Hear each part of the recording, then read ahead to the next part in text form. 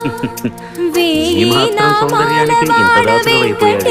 ఇంతకన్నా లోకోత్తరమైన సౌందర్యాన్ని చూస్తే ఇంకేమైపోతావు?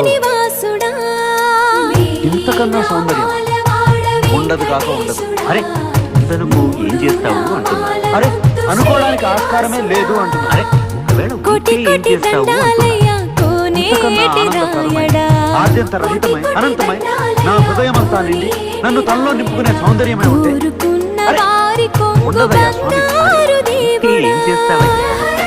ఆ సౌందర్యానికే దాసు. అంతేరా చూపిస్తాను. చూస్తాను.